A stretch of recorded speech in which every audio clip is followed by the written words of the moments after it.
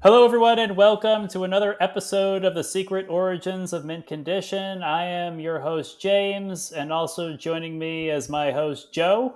Hey folks, how you doing? And also joining us once again, friend of the show, special guest, Jim Chadwick is here with us as well. Hi, everybody. And this is our third anniversary episode, or part of it anyway. We celebrate the 100 milestones, episode 100, episode 200, which I think are more in line with what you would do in a comic book. They're a little bolsterous and they're a little bit crazy. But the anniversary episodes we kind of saved to be more for personal moments from the podcast and personal moments from the hosts. So we have a nice personal thing this year, something that Joe, I think, alluded to in maybe the second year of our podcast, maybe in the I think beginning. so, yeah. Yeah, it's and that Jim on his first episode, Joe and he talked about it. But we're going to talk about the fanzine that Joe and Jim created, which was just pointed out when we started this episode. It's its 50th anniversary. So I think before I dive in, I got tons of questions for both of you. But we should just set the stage for the audience. What is a fanzine? And then also, what made the two of you and the rest of your group of friends, because it wasn't just the two of you alone, decide to do a fanzine?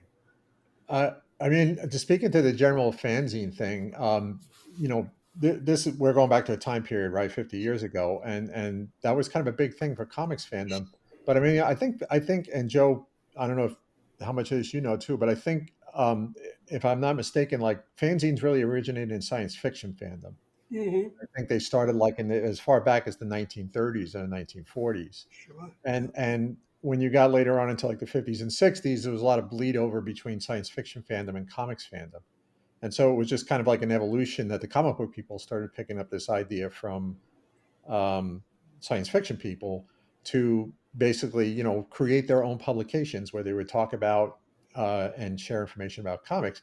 Now, since then, fanzines got more prevalent. I mean, there are tons of like music fanzines. Those are the main ones I can kind of think of. But really back then, of course, there was no internet, right? And the way you kind of networked and communicated with other fans were through these publications that you did uh, by whatever means necessary, right? I mean, there were like people using mimeographs and of course, if you had more money, you would do like an actual printed thing. And of course, then there was letter writing, right? Because Mm-hmm. that was a big thing. Comics used to have like letters columns, and that's how you found out about a lot of people. I mean, Joe was kind of a fairly regular writer to some of the letter columns in the actual comic books, Yes, yes. and also just tons and tons of correspondence. I mean, I literally used to send and receive reams of paper with other comic book fans because that's what you did, because there was no there was no internet, and phones were actually very expensive back then, especially if we were kids, right? To call somebody long distance, it was like, Yeah. oh my God, what's this on the phone bill? You made a $2 Reverse the phone call to California. What's that all about? reverse the charges, my dad would say. Yeah. So, but so that's kind of where it came from, and I think at the point where Joe and I sort of got into like a more organized comic fandom, right? As opposed to like you and your buddies knowing about comics, right? Then you realize, oh my God, there's a whole bunch of other people out there in the world who love comics too. And we started going to some of the early conventions, and then you would just become aware of there were these publications that people were doing, like, oh my God, they're making their own magazines about comics, and I think one of the main ones that I remember, and it was more of a newspaper, was what was originally called the Buyer's Guide for Comics Fandom. Hmm. You remember that, Joe? It was more like for ads, people selling old comics, and they would have some editorial in there too. But it was also like a way that people would advertise fanzines. I mean, that's how I found out about a lot of them. Somebody turned me on to this comics buyer's guide, and I would see these ads for these fanzines, and they just looked like magical to me. It was like, oh my God, how do people do this?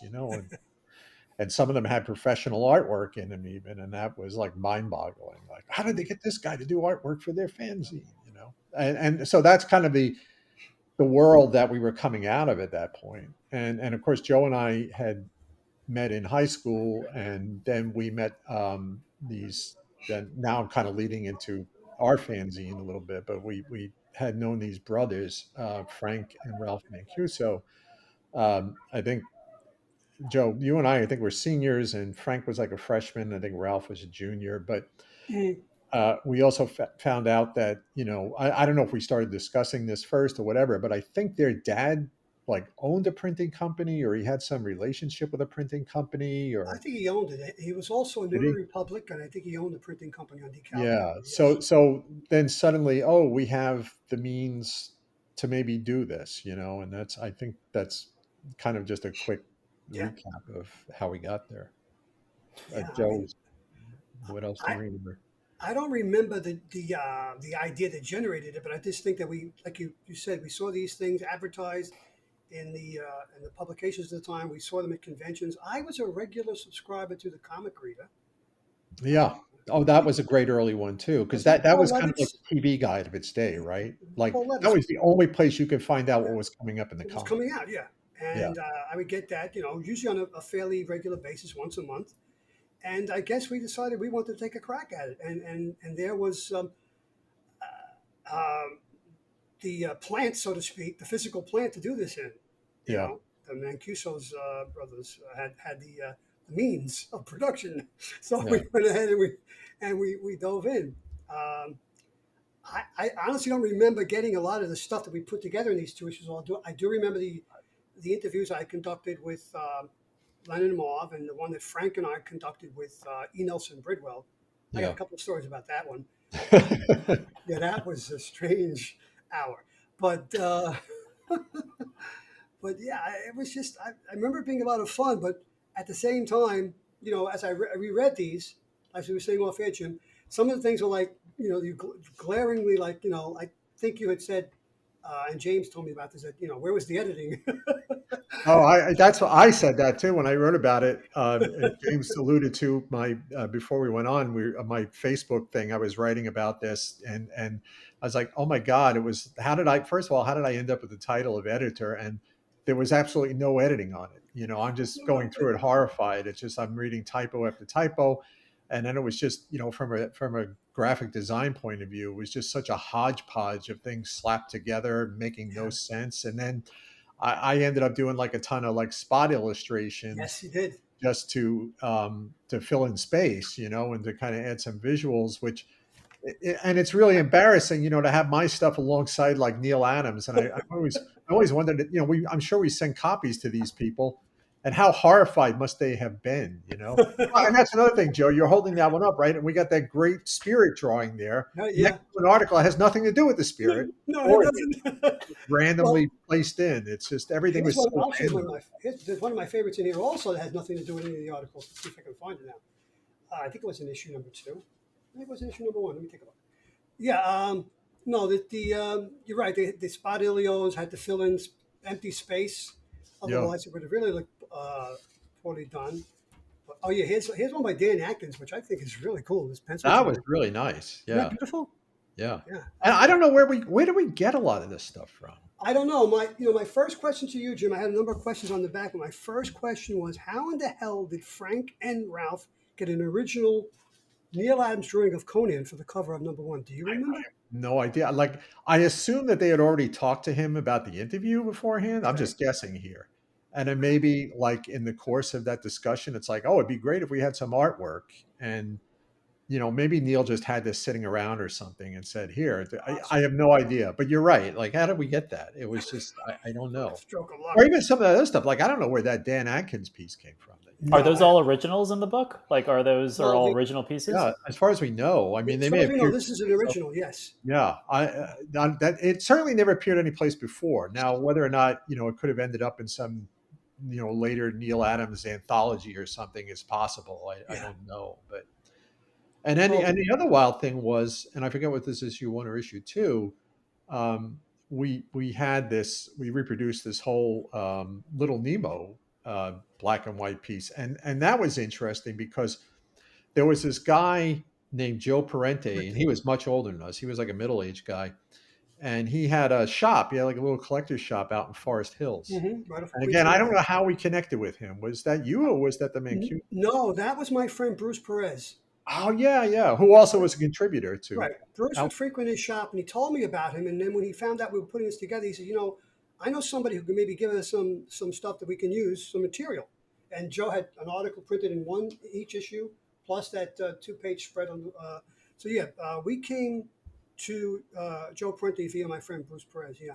Yeah, and I noticed too. We ran an ad for Joe's store. I assume that was part of the deal. I'll Yeah. loan you this if you run an ad for my Yeah. store. He's in the But I do old, remember he was a really nice guy, and I met him. very But I nice guy. know he was as nervous as hell about loaning us this Windsor McKay piece because even back then it was worth a lot of money, or like at least in 1974 dollars. Sure.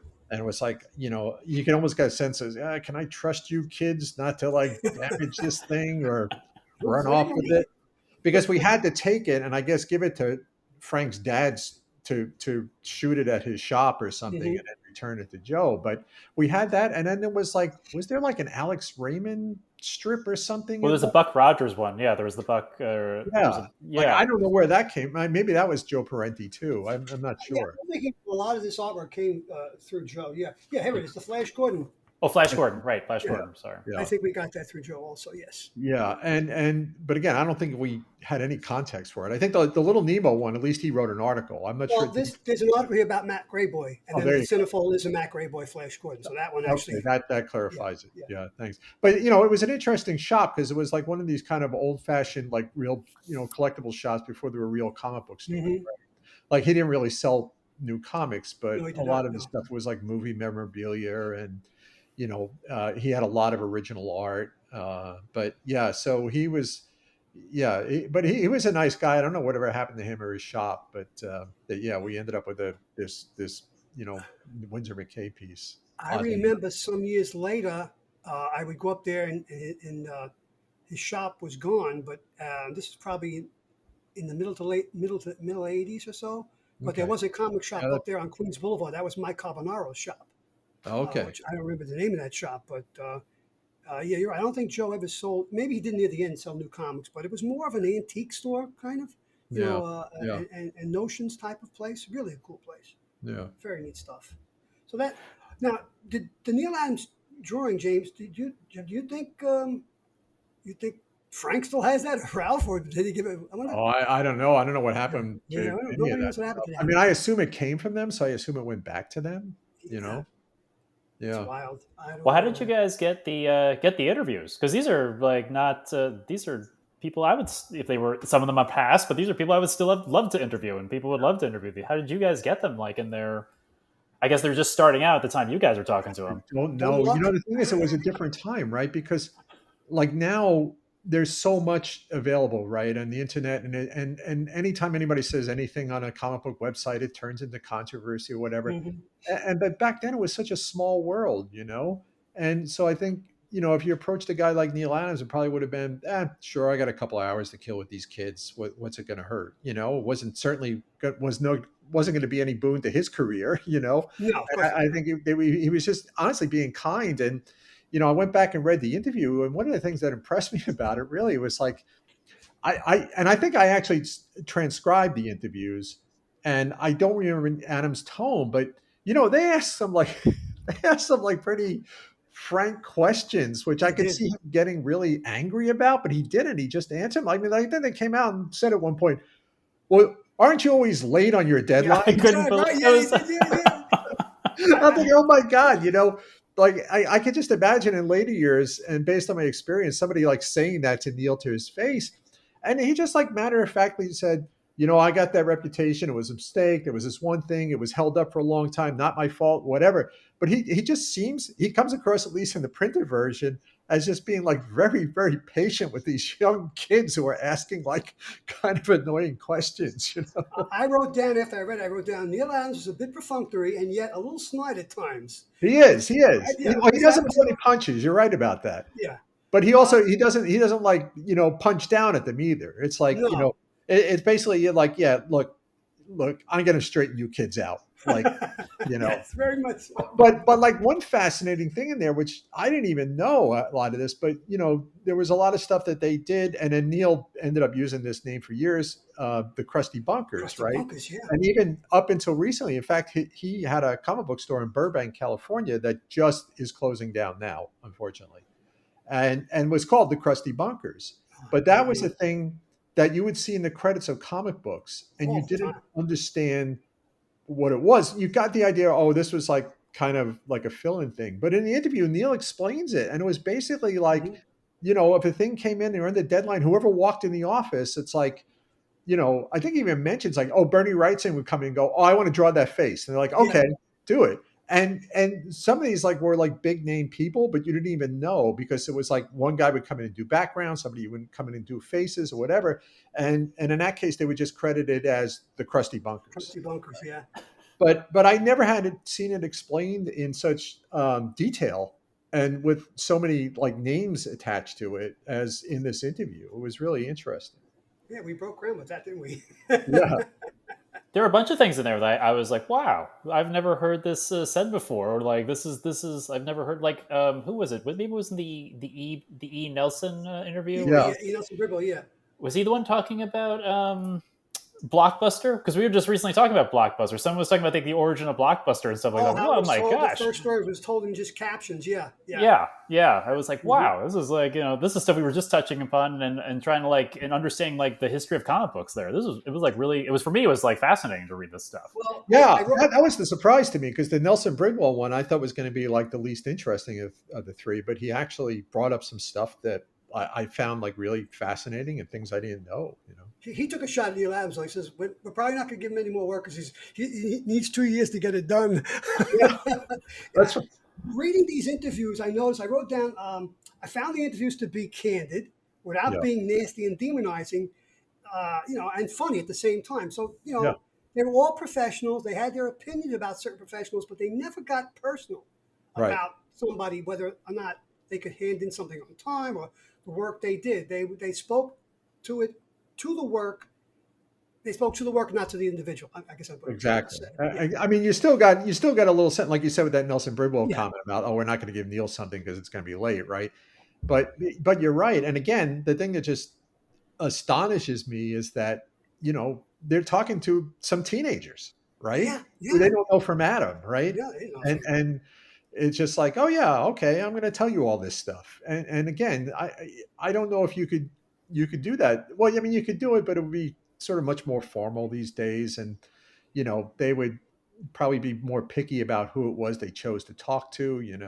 hmm But again, it was such a small world back then that Did, Now, okay, James. Go ahead. Joe, no, did you I was gonna say for the Len Wein and Marv Wolfman interview, like it seems like you had to like were you corralling those guys or were you just like because it seemed like you were just trying to keep that interview like moderating these two guys and It just was taking after a few minutes, I realized they were just gonna, what's the word we used? Punk me, right? So, and I started rolling with it as best I could. I tried to bring them back on track once or twice, but I realized that wasn't going to happen. So, I think some of it is gold, actually. Like Jim said, the first thing they say is we set two editors on fire our first day there. And they just went on, and it was so funny. And originally it was supposed to be just a Len Wein interview, oh, okay, and Marv was, and I had gone up to Len, and I'd asked him, probably the day before the convention if he'd do it, and he said yes. So it's the second day, I go up to Len, and Len, are we going to do the interview today? He goes, sure. You don't mind if Marv comes on? No, this would be great. I'm thinking to myself, oh shit, now I got to think about questions to ask Marv. I had all these questions for Len, but then I realized, since they were such pals and buddies, and they came up together, it just was kind of like organic, and then once they started, and they just started doing basically Bud Abbott and Lou Costello, I mean, it was off to the races. I mean, that was a great stroke of luck that they happen to want to do this together because Yeah, I think right. that's what really makes the interview so entertaining. You could Really, just yeah. you read it and you get them bouncing off of each other. And You it's, could it's tell that they, great. yeah. What I wanted to say before, I said I had some stories about the E. Nelson Bridwell. First of all, he was a complete Southern gentleman. He really was. He was, Mhm. and I don't know if he had a tick. It might Yes, have he been, did. yeah, right. And unfortunately, Frank kept calling him Mr. Birdwell on purpose Oh no! throughout the interview, and he kept correcting him. And I would give Frank these looks to kill, so to speak, but he would not stop. So that made that a little bit difficult to get through. But otherwise he was great. And I think just for the benefit of people listening, because I'm sure most comic readers know Neal Adams, they know Len Wein and Marv Wolfman, but they might not know who Nelson Bridwell was. Right. And Nelson was this guy who was almost, I guess, like a lifelong DC employee, and probably maybe if not the first like fan turned pro. Yeah. Right. He was a guy who loved reading old comic books, and then got his dream job at DC. And he was also known as, in the days before like Mark Waid or other people, he was like the DC memory bank. Like, Right. he knew everything about these characters. He knew their history. In fact, in your interview, he goes into this long passage, which never got done, sadly, but he talks about The this book. idea for a Right. book he has, writing about the real life story of all these characters, right? And how they're all related to each other. But he was just a storehouse of this information. And so, and I think he mentions this in the interview too, is that like he was responsible for picking a lot of the reprint stories. Mhm. And he was a writer too. And he wrote some interesting things. I think, well, I know he created the Inferior Five, Mhm. and I think maybe the Secret Six, the original Secret Six. I'm not Yeah. sure about He that. did. Yes, that's But correct. Yeah. but he was never like a star talent. He was mostly like a loyal staff guy, editor, and a occasional writer. Which back then most of the editors wrote comics too. But he was more known as a kind of behind the scenes guy. And I think that's kind of why the interview was so interesting to read after all this time, because it reminded me, it's like, oh yeah, like Nelson knew everything about the history of comics. Yeah. He was the Mark Grunwald of his day, really. Yeah, and I think Similar. he passed in like the late '80s, I want to say. Mm-hmm. I was amazed in part of that interview. Just this is comic knowledge, so like some of the stuff he was saying that I have no reference for, like Batman, Uncle Philip, and Miss. Like who are those characters? Do you know them, Joe? I don't. No, he didn't make it into this interview, but I remember him telling me. Maybe it wasn't at this interview. Maybe it was at another time when I approached him at another convention. But he had it all worked out. How Britt Reed and John Reed and Britt Reed, the Lone Ranger and the Green Hornet were related. And I guess it was going to be in his book. Oh how yeah, these yeah. Yeah, so he had it all worked out in his head, and it's unfortunate that book never came out, because that would have been amazing. And he was talking about he reworked the origin of Robin too, and I was like, "What's Yes, he did. Yeah, he wrote the origin of the Legion of Superheroes. That's Yeah. right. Yep. Praise R.J. Brand. Because we never had an origin for the Legion. We just knew that they just popped up and they were there. Where's the origin? So yeah, he was contributed a lot to DC lore, especially in the 60s and 70s. And Joe, I thought you were good as a good journalist. You were asking, like, do you think those artists who left are going to come back? Come back? That was fun. And also, I was like, this was just just because of the times. Like, you guys were talking about 25 cents and 60-cent books in that interview. I'm like, 25 and 60-cent books. Yeah. Oh, the listen, exchange no, law, they stay the same, right? About complaining about price point. Wait, we were not happy about that, because we were comics being 12 cents. Right? Remember the great DC implosion? Yeah. Yeah. That was like several years after we published the second issue of Outlooks, but it was like, DC had all these great plans for all these things they were going to publish, and it was like in 1978, I want to say. It was like the whole line collapsed, and everybody was talking about, the end of comics, which we've heard how many times over the last 40 years. And of course, DC bounced back from it eventually, but it was like doom and gloom when that happened. It was just like, oh my God, comics are collapsing. It's the end of comics.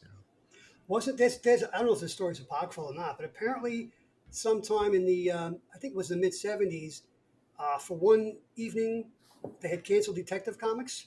Oh, I didn't know that. No. Yeah, and then somebody, I don't know who the editor was back then on the book. They got Steve Englehart to write a story arc, and all of a sudden, boom, it came back to life.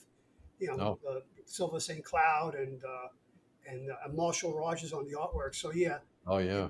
Yeah, that's a beautiful book. But there was some dark times for DC back in those days. Yeah.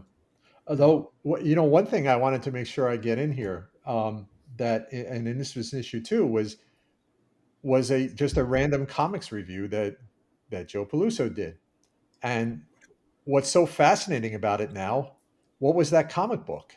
It was Giant Size X-Men number Oh my one. God, that's And right. with no idea whatsoever of what this would turn into, right? It was Mhm. just like that was a comic came out, you were interested in it, it had a writer, it had an artist you liked. Oh, they're relaunching the X-Men. Okay. I mean, I think you probably could have done a review of like a dozen other books that month, but And you I did picked that one, that right? Yeah. one. And who knew, like 50 years later, like that X-Men would be the phenomenon it was. And Giant Size X-Men number one is probably one of the cornerstone Marvel comics. Without that. I put it in like the top 3, 4 most important comics that Marvel ever published, right? I mean, it was even more important than the original X-Men number one because that series eventually flopped and was canceled. Hmm. So it was such a big thing. But my God, who knew at the time when you were writing about this that this was going to be this engine that, and of course, it wasn't the first Wolverine story, but it was the first Wolverine in the X-Men story, Exactly. you know, No, and all these other characters who were introduced there. But I looked at it and I'm like, oh my God, as a historical document, somebody reading this with absolutely no context for like what's to come, right? yeah, I It's like, picked it up okay, because it was well, the this will be another Marvel series. Maybe they'll cancel it in another yeah 6 months because they were canceling everything all the time. And then it just turned into this like phenomenon. juggernaut. Yeah, no Yeah. pun intended. Yeah, I No, I thought that picked. was fascinating too, Joe. I was like, oh man, this is like, it might, like Arco, like we have Joe's first thoughts on the X Men. So Yeah. like, if There you're it is, listening, 50 Exactly. years ago. Exactly. Yep, 49, 1975, 49 years ago. 49 yeah. years ago. Still going. And Man, also, oh man. I was something I wanted to point out back to the Len Wein and Marv Wolfman interview. I was amazed that was it Len or Marv said that issue that we always talk about, Joe and Swamp Thing with Batman, did not sell. That was Yeah, I was not a gonna say, seller. till this day, I don't know if that. I think they might have been pulling my leg also on that I because wondered about that. yeah, right. Because I asked, that had no, that's the only should never sold. So as I reread Yeah, this I have again, trouble believing that too. yeah, I have trouble. Yeah, I think they were pulling my leg as they will want to do throughout the entire interview. Oh, but even the origin story about how they came up with Swamp Thing was really fascinating Oh yeah, too. It's like basically it's that the Swamp name Thing. Swamp Thing, at least according to Lamb, was just like a placeholder, Yeah, right? Oh yeah, I have that story with that Swamp Thing in it. And then when it was, again, was he pulling your leg? I don't know, but he said like with him and Joe Orlando, when it came time to do it, it was like, okay, we're just calling it Swamp Thing. well, I've heard that story repeated elsewhere throughout the years. James and I Oh even really? talked about it on one of our Oh Swamp Yeah, Thing okay. that's episodes. what Yeah, Len. Well, at least Len stuck to that story and like yeah, the I think that's the true story. Yeah, the Oh featurette that okay. came in with the Wes Craven Swamp Thing movie. He like talked. They asked him like, "What'd you come up with Swamp Thing?" He's like, he tells the same story. Like, it yeah, was just that Okay, Swamp Thing. yeah. I mean, it sounded totally believable, but like you said, so much of that interview was somewhat tongue in cheek, like yeah. But yeah, the idea that like a comic with Batman in it would be like the worst selling one of the series, it's just hard to believe That's because right. I know this from personal experience. It's like, oh, we need to boost sales. Let's put Batman in this issue. And if you remember the cover of that issue, that's issue number 7, I believe. Yeah, Yeah, That's that beautiful, the beautiful lighting that Bernie Wrightson uses on the cover to yeah, illustrate the inside of Batman's cape. It's yeah. just one of the most gorgeous comic book covers of all time. Yeah, and I Without just a remember doubt. the whole issue. Well, I mean, all Ah, that whole Bernie Wrightson run was so beautiful. yeah, that's James's favorite character, right, James? yeah, Swamp Thing, yeah, yeah, yeah. Swamp Thing. Yeah, yeah. he's at least in Oh, the top 5, if not my favorite. all So, right. and Joe, you also did like a little article on the farewell of the Justice League writers. Oh yeah, I talked about the 4 previous writers and who leading up to who was going to be taking over the book. They were going back to Denny O'Neil, and then they went to Carrie Bates and Elliot Magnin did the book alternating on the book for a few years. But yeah, I talked about Gardner Fox, Denny O'Neil, Mike Friedrich, and it's interesting. Both Len and Marv and somebody else, might have been Neal, I'm not sure, but and I talked about in that article how they just wanted to tell stories that they wanted to read, and they weren't so gun ho about putting in messaging and things like that the way uh, Friedrich did in his Justice League run. So you got the feeling that even because people complain about that today, of course, but um, these guys were professional writers and storytellers, and that was the biggest thing. They wanted to tell a good story. And I remember Len telling me this, probably not at this convention, 74, 75, but maybe a little later on. I want to write a story that I want to pick up and I want to read. Mm-hmm. And I think they actually mentioned that in the interview also. So I'd forgotten that. But you know, you brought up something interesting though in terms of context, because again, going back to this time period, right, in the early 70s, and it is funny when, you know, people complain about, oh, the messages in comics then. It was a big thing in the early 70s. In Sure. fact, I remember the New York Times Sunday magazine one week, they did a cover story on relevance in comics. And it was something like, you know, typical of the time, right? It was like, pow, zam, bam, comic books get relevant. Yep. And they, on the front page, they reproduced the Sergeant Rock cover, which was, you know, obviously Sergeant Rock took place during World War II, but it was sort of like commentary on the Vietnam War. Yeah. Like one of his soldiers had just shot a bunch of civilians, right? And Rock is like, how could you do it? You know, or something like that, right? And then in the inside the article, of course, they talked about, you know, the Neal Adams and Denny O'Neil Green Lantern, which was probably, you know, the most overt kind of social messaging of any comic that was being published at that time, right? And I think they probably even touched on the comic that got me back into comics, which was the Stan Lee Spider-Man drug story. Yeah, they did. Yeah, you know, I think they also showed it. And so that was a big deal back then in like the early 70s, you know, and I was thinking about that when I was reading your article on the Justice League about, you know, Friedrich putting in, you know, messaging into the story. So, you know, there was an issue of Newsweek, I believe, that had on the cover was the issue of the Avengers with the Lady Liberators. And the female characters of the Marvel Universe standing over the Avengers are all beaten to shreds on the ground. Oh, I don't remember that. Yeah, you know, kind of talking about, you know, the feminist movement at the time. So yeah, I mean, and you know, they also talk about how Green Lantern, Green Arrow didn't sell. I mean, the book wasn't selling to begin with.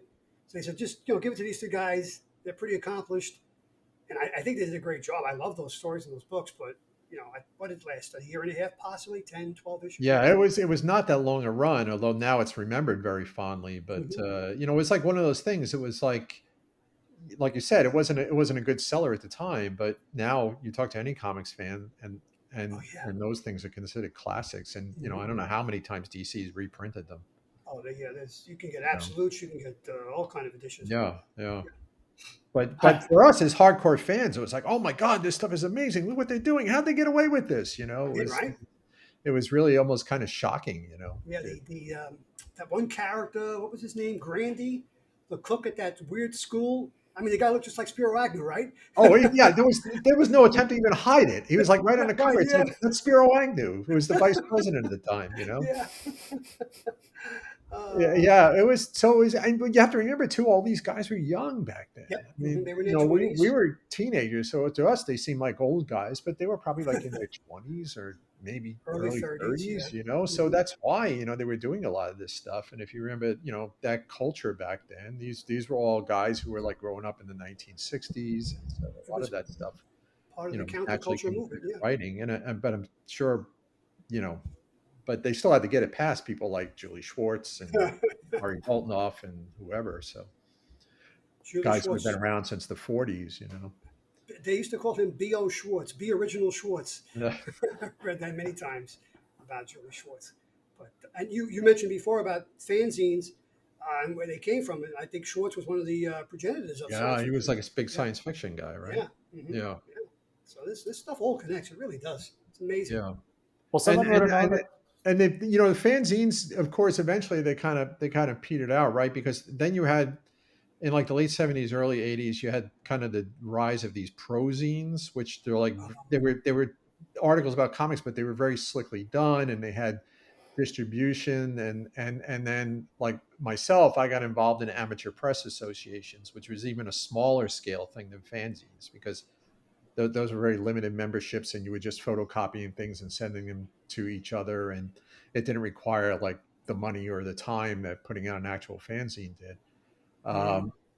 But you know, so eventually in comics, at least, that kind of gave way to things like the Comics Journal and stuff like that. And then, you know, so a lot of people migrated over to APAs, or they became professional writers, or, you know, and then of course, eventually, you know, the much later, the internet came along, and, you know, there was that. So I don't even know if anybody even does any print.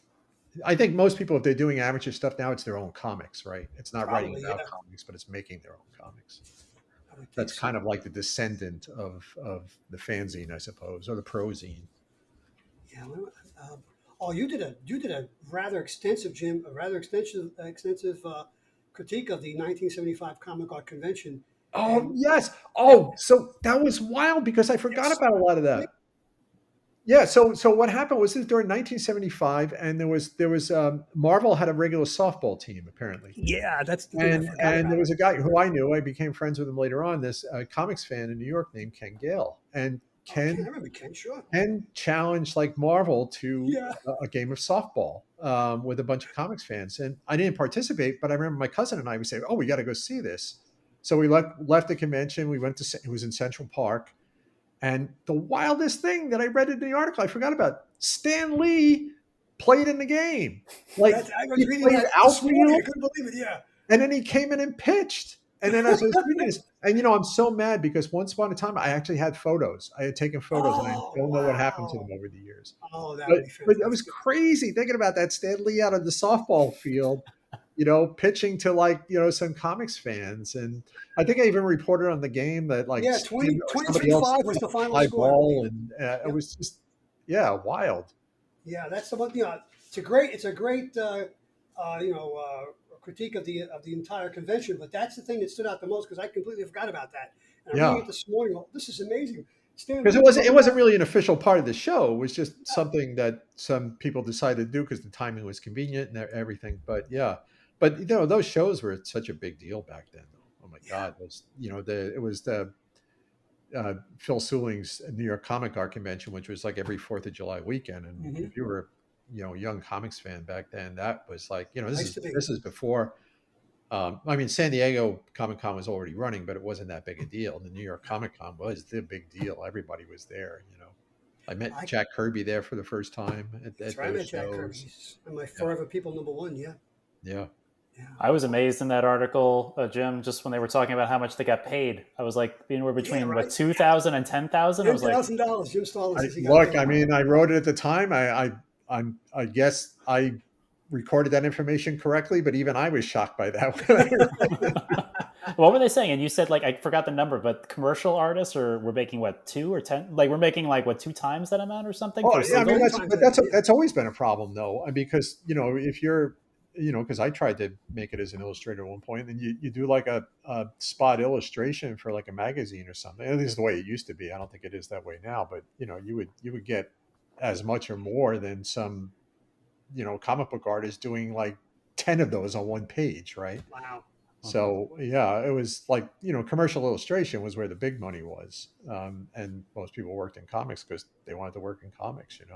But yeah, I remember however old I was when I went to that panel, and that was a crazy panel too. It was called Panel of the Absurd, and Yeah. I think it was like what did I say? It was Howard Chaykin and like Jim Starlin, Bernie Wrightson. Bernie Wrightson. Yep.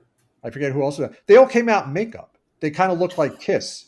They were, because Yeah. Kiss was Steve Englehart, Chris Claremont. Yeah. You said yeah, yeah. and they all and again, I wish I still had the photo, but they all came out like in costume, and not like a superhero costume. They more looked like Kiss. They had all the face makeup. No, I mean they weren't trying to imitate Kiss, but it was like that kind of feel, and it was just called the Panel of the Absurd. And then, I sat there and I guess I took notes or whatever. And yeah, that was crazy.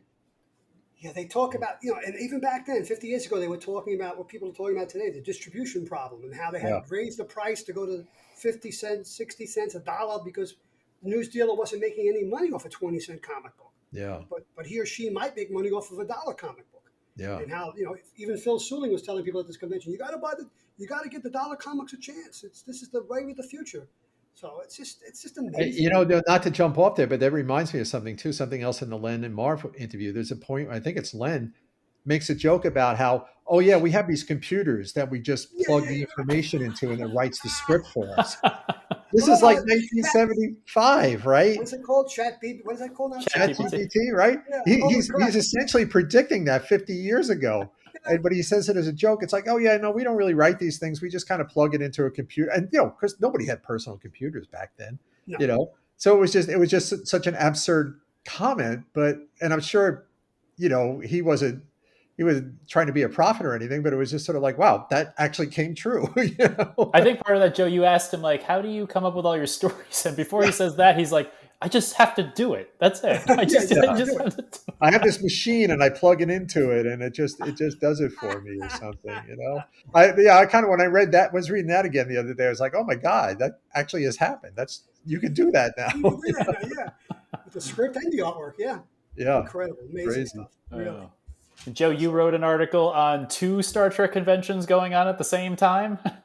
Did I Was write that? that Or Joe did Jim or was write that it? me? I think that was Oh, Jim. was that Yeah. Jim? Yeah. Okay, yeah, Jim, Yeah. you were writing about 2 Star Trek What's going conventions. on here, right? What's going Yeah, on? yeah. Yeah. I don't even remember like that being a thing. Honestly, I remember the Star Trek conventions, but I don't remember like there being some sort of controversy about 2 Star Trek. Of course, I, now there's like how many conventions, but then it was like, oh my God, they're actually going to do 2 Star Trek conventions. Like, how can they?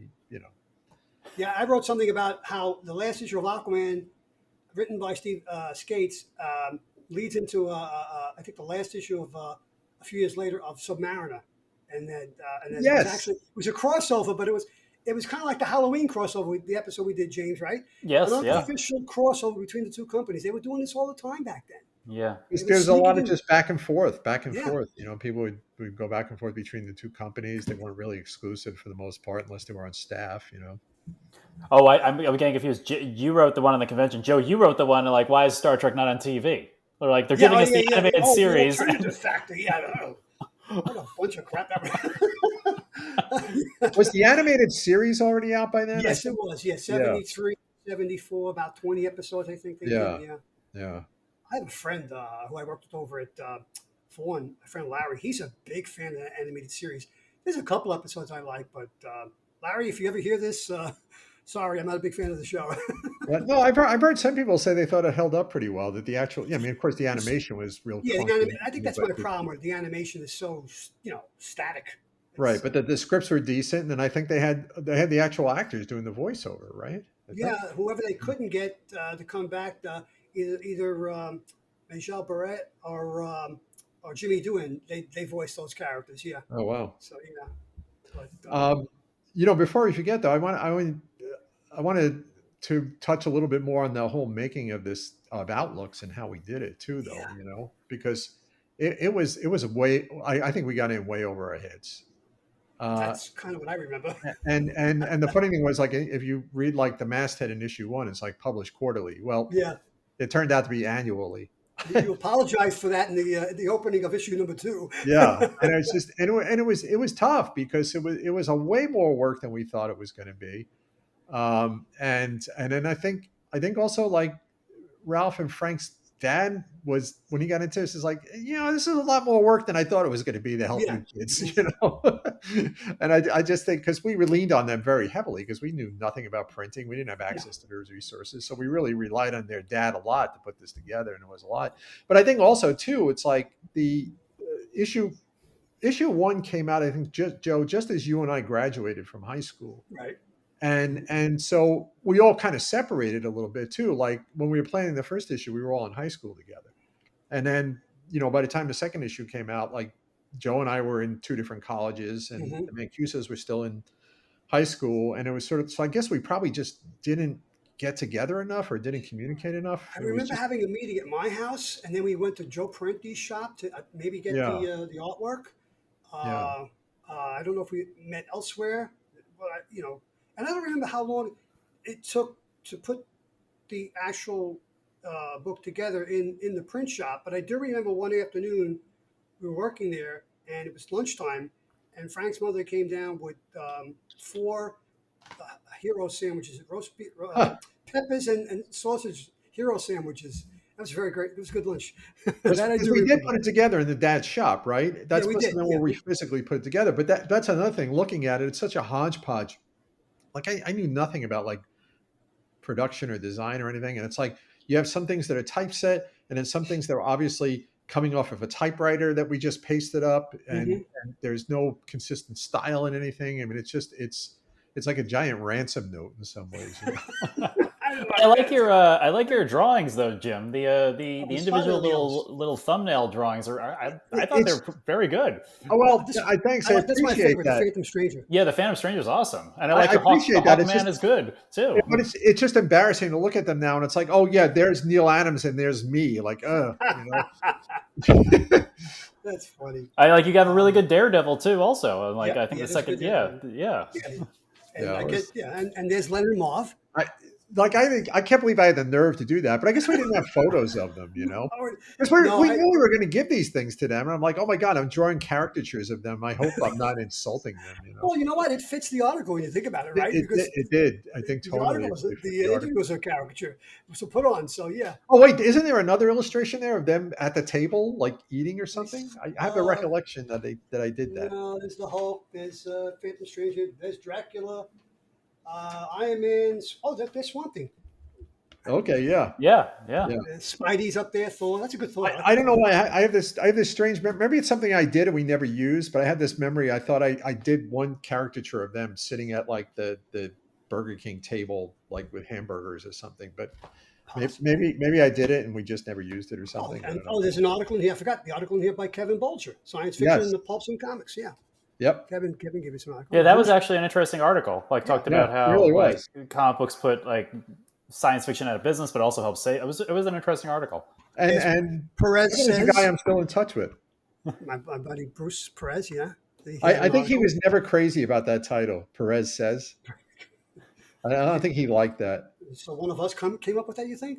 I think so. We did, but I remember his articles were sort of very stream of consciousness. Yes, that's the way Bruce wrote. We took a writing class in at Queens College, a fiction class, and it was kind of like reading James Joyce. Yeah, yeah. He just starts at like one point and he kind of rambles on, and then it's sort of like, oh, or maybe this doesn't mean anything. Whatever. Yeah. But and then there was the other article, like this guy, and I don't remember who he was. A guy named Joel Wood. He wrote about. Yeah, I was going to ask you about Joel. I don't remember Joel I don't either. remember that at all. I think that was like a submission because we did put out a call for submissions.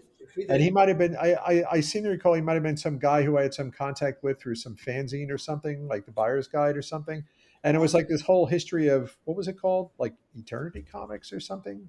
Exciting Yes, Comics. That's what Exciting it was. Comics. Let me see if I can find it. It was like this obscure line from like the 40s or something. And it's a pretty good historical overview. Yeah, Exciting Comics. Next to a picture of the Spirit for no reason. Spirit, a pencil drawing by Neal Adams. Just because Beautiful. it looks Oh, God. nice. Yeah, that's a great.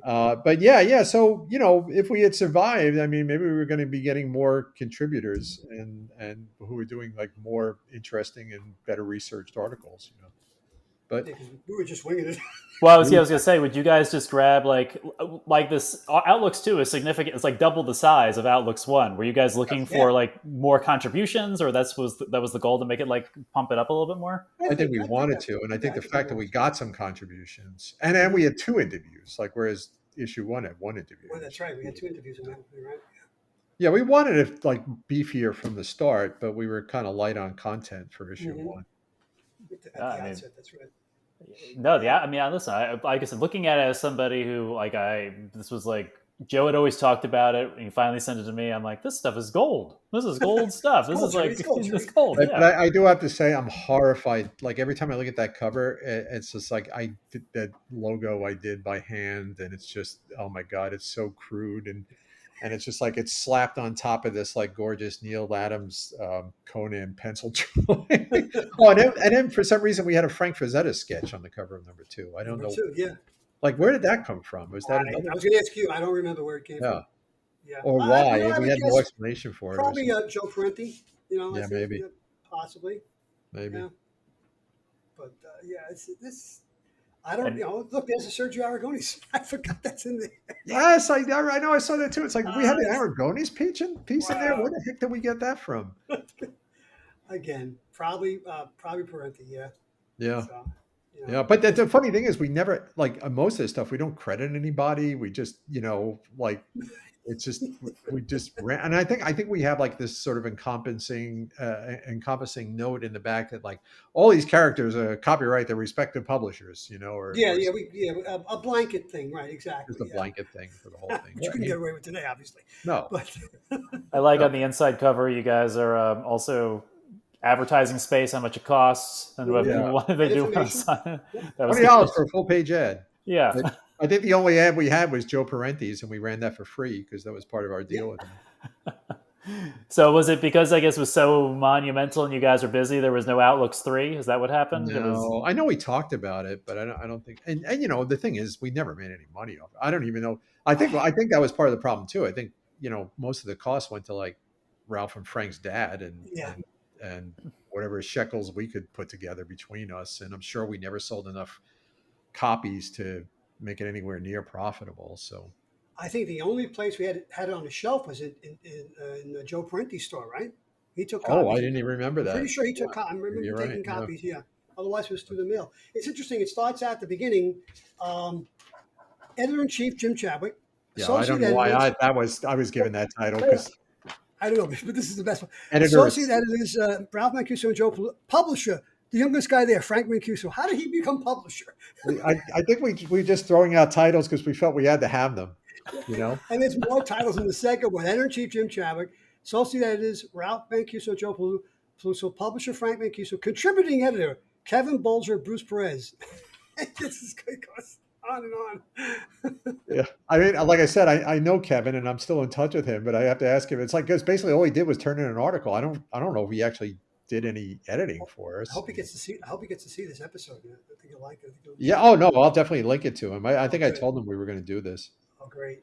Yeah, I think you mentioned the Facebook group that when this finally drops, you'll Yeah, share. and then I think I even sent Kevin. I was emailing him, and I sent him the screenshots you did of the photos you did of his article. Oh, good. Excellent. Yeah. Thanks. Yeah.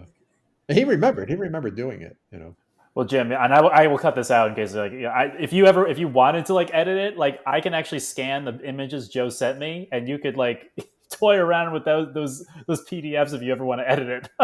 You know what? There's like a really twisted part of my brain that really wants to do that. Like, 'cause just to sort of make up for it, it's like, oh, I could do such a better job now. I'm like, my God, I hope so.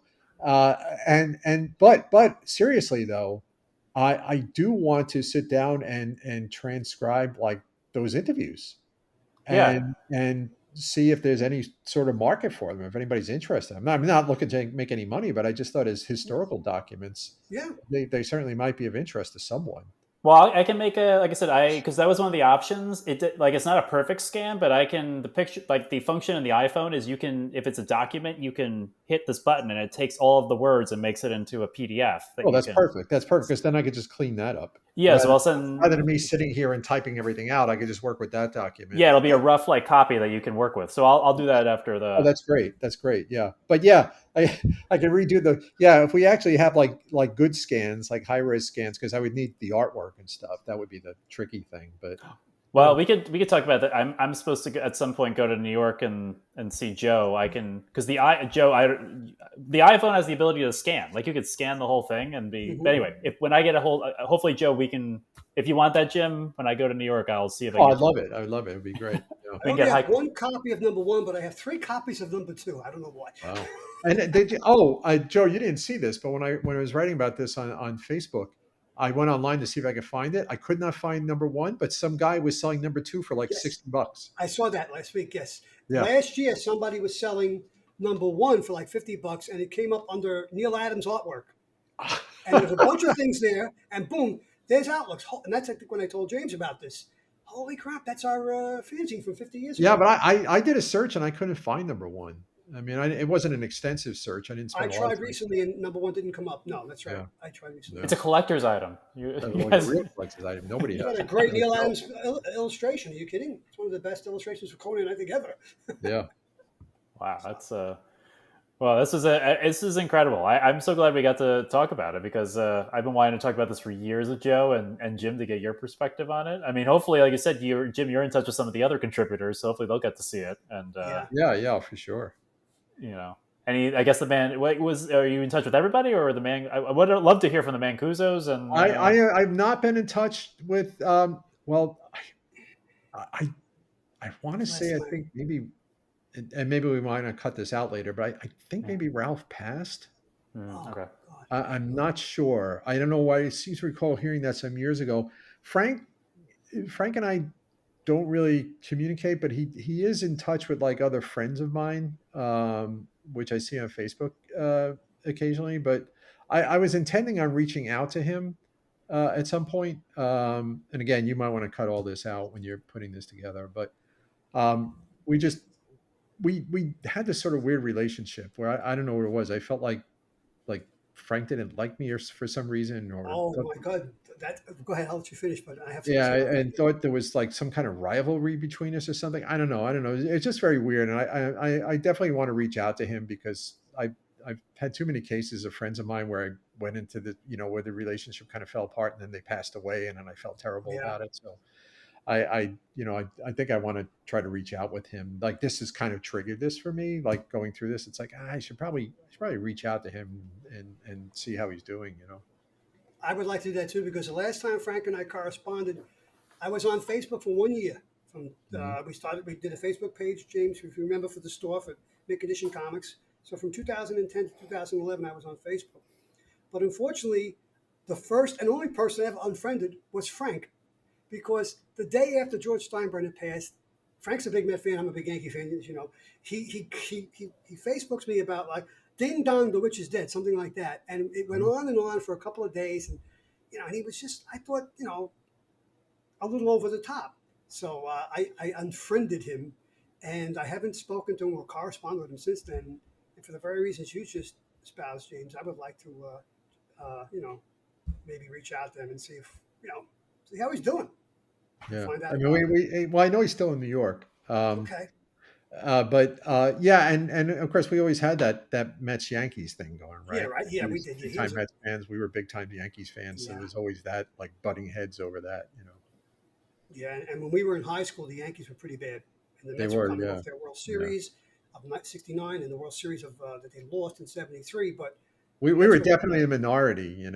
Oh yeah, And I without a remember doubt. I remember when the Yankees got good in Yes. the late '70s. I was like, damn it, why didn't this happen in high school? I said the same thing. I'm going to go back. I'm going to look at these people. This November is the 50th anniversary of our graduating class, so I Yeah, might go back and just let them have it about well, 7 World Series in the last 50 years. You guys only have one. yeah, yeah. Well, that's fun. Yeah, I forgot Oh, about that. They yeah. usually do that in the fall, don't they? Yes, it's in the fall. I have it here someplace. I should have pulled it out, but I'm thinking of going. So Oh, you should. You should. It's a bit of a long distance trip for me, but yeah, that's yeah. I only have to go to Claremont Avenue in downtown Brooklyn. I'll bet you that neighborhood is like entirely upscale now, and Oh, unaffordable. it looks, from what I've seen of it, it's been used over the years on Blue Bloods for high Wow. school scenes they do. They were Oh, even in the really? movies. Yeah, there was one episode early in the run, I think episode season 2 or 3. Reagan, what's her name? I can't think. The one of the Reagans, the daughter. Um her daughter was going to school, high school, and they're walking through the whole. That's Bishop Loughlin. There's all the purple and gold. Wow, that's wild. That's Uh, crazy. they even show the entrance, but of course they cover up Bishop Loughlin. They put a different name for the Right, school. But right.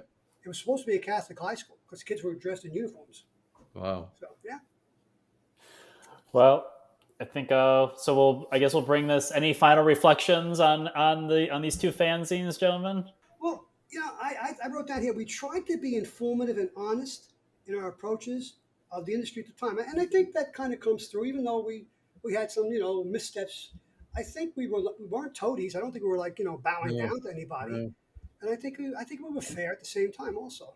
So I mean, the sincerity definitely comes through, yeah, and, I and, think right. and I think that's kind of a common thing for I think most fanzines, and you're passionate about the stuff, and it was before everybody became like completely cynical, right? And Yes. and and it was just like we really cared about comics, and we wanted them Hmm. to be good, and we loved them, Yep. and we really kind of admired most of the people who worked on them. So it was a serious undertaking for us at the time. We really Hmm. we really wanted to do something that was special.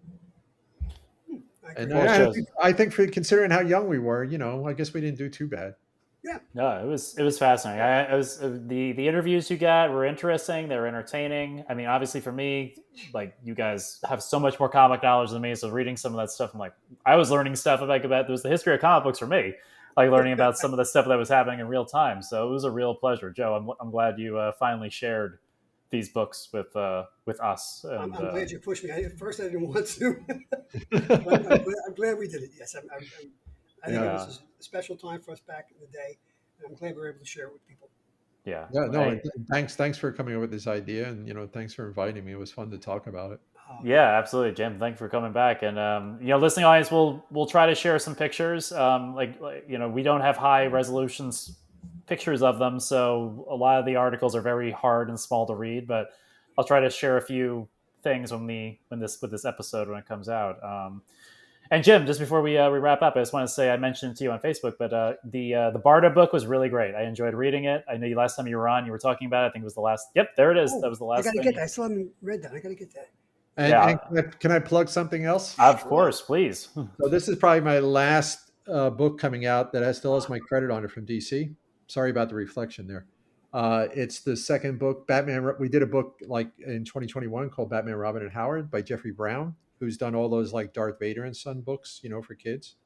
And this is, I think DC is actually releasing this in 3 tabloid issues first. Oh, okay. But this is the collected edition. It comes out, I think, September 3rd.